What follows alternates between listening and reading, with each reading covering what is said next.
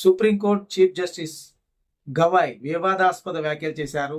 సుప్రీంకోర్టులో వేసినటువంటి దైవానికి సంబంధించినటువంటి విష్ణుమూర్తికి సంబంధించినటువంటి ఒక గుడిలో ఉన్నటువంటి విగ్రహానికి సంబంధించి రాకేష్ దలాల్ అనే వ్యక్తి ఒక పిల్లు వేయడం జరిగింది.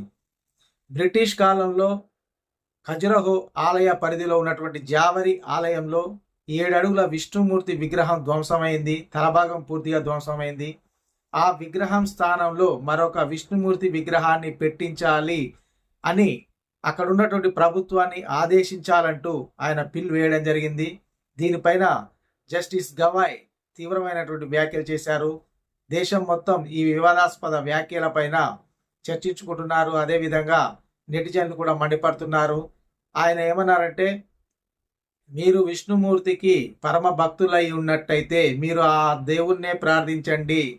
అది మొత్తం ఆర్కియాలజికల్ సర్వే ఆఫ్ ఇండియా ఆధీనంలో ఉంది.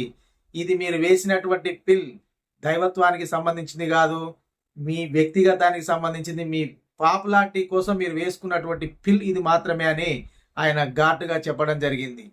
ఆయన ఈ సందర్భంగా మరొక మాట కూడా అన్నారు. ఆ ఆలయంలో శివుని విగ్రహం కూడా ఉంది.